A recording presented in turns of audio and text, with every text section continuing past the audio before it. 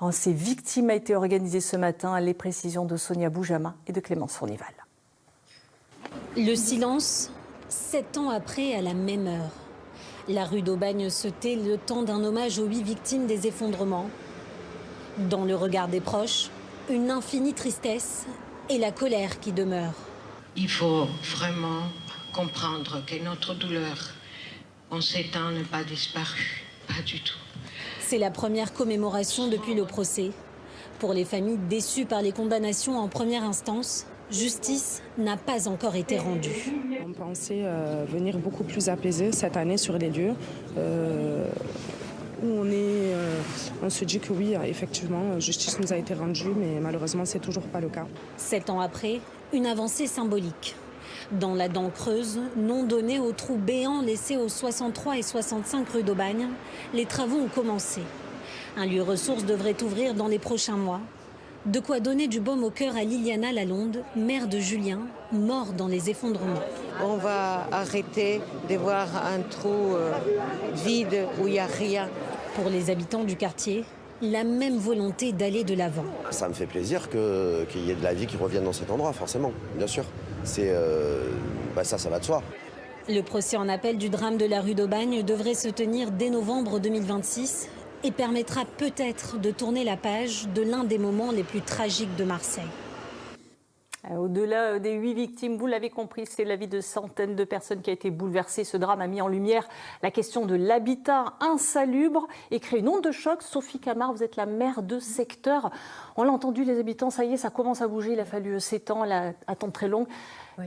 Qu'est-ce qui va se passer? Dans combien de temps on aura un quartier qui aura retrouvé un vrai visage? Alors, un petit mot sur les commémorations avant de parler des... Sur l'émotion? Sur l'émotion, parce que c'est vrai que ça a bien été montré dans votre reportage, mais le procès a créé une certaine déception chez les familles des victimes, donc elles font appel, donc il y a toujours une attente quand même de réparation qui est très forte. Il y a aussi une mobilisation en cours sur une victime qui a été expulsée en Tunisie, qui s'appelle Monsieur Reda Mana. Qui a été expulsé, on demande justement la grâce présidentielle. Est-ce que vous soutenez, cette initiative? Oui, tout à fait, Monsieur le maire a soutenu cette initiative. Je soutiens cette initiative pour la reconnaissance de son statut de victime. Et puis bon, alors d'un autre côté, effectivement, ce petit lieu de vie qu'on a accompagné avec les familles des victimes, puisqu'on a choisi le projet ensemble, donc ça c'est un peu plus positif. Vous parlez du projet de la dent creuse. C'est ça, sur la dent creuse. Qui accueillera une ressourcerie. C'est un lieu de vie. On appelle ça lieu ressource pour le côté ressourcement évolutif. Moi, j'essaye d'expliquer que ce sera un petit lieu de vie ouvert sur le quartier qui pourra d'ailleurs évoluer par la suite quand les chantiers auront avancé sur les immeubles à côté. Donc ça, c'est le côté un peu plus résilience du quartier. Et ce qui me frappe aussi, c'est que 7 ans après, on mesure l'impact, comme vous disiez, de cet événement, puisque on a des pièces de théâtre, on a des documentaires, on a un fonds au musée d'histoire qui continue à s'enrichir. C'est très impressionnant, c'est l'onde de choc de cet événement. Et puis il faut le rappeler en disant il y a eu 201 arrêtés, un petit peu plus même d'arrêtés d'insalubrité rien qu'à Marseille, donc une onde de choc.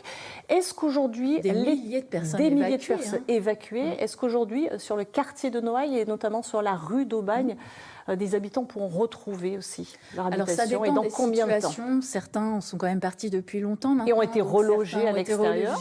Ou font leur vie.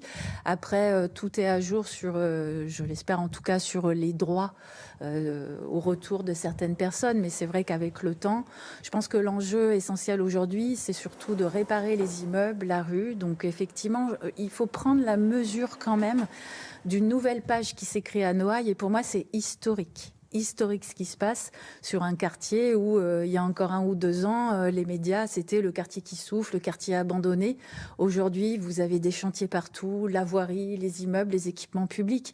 Et je pense que c'est quand même emblématique d'un redressement du centre-ville qui se fait aujourd'hui dans un moment où on dit parfois trop souvent à mon goût du mal du centre-ville. Est-ce que les habitants vont rester associés, puisque dans cette démarche, les habitants ont souhaité être associés à la rénovation, à la reconstruction du quartier? C'est toujours le cas. Oui, en mairie de secteur, on a fait beaucoup de réunions de concertation avec les habitants, avec des commerçants. Les commerçants sont très associés au chantier. La crainte, c'est un risque de boboisation, que les loyers augmentent et que finalement les habitants qui ont connu le pire ne puissent pas profiter de la rénovation des quartiers. Question très importante. C'est pour ça que nous, à la ville, on lutte à la fois contre la suroccupation touristique et sur tous les immeubles qui appartiennent à la puissance publique. Par exemple, le haut de la rue d'Aubagne, nous allons mettre du logement social. Je tiens à indiquer qu'il est très rare. Nous avons obtenu 100 millions d'euros de l'Agence nationale de rénovation urbaine pour réhabiliter un centre ancien. Donc c'est un engagement. C'est rare à Marseille. Il y aura donc du logement social dans le quartier. Sur les immeubles. Et donc de la mixité mixité sociale. Et ça, j'y tiens beaucoup. Merci beaucoup. Merci Sophie Camard d'avoir répondu à toutes ces questions. On va passer à toute autre chose.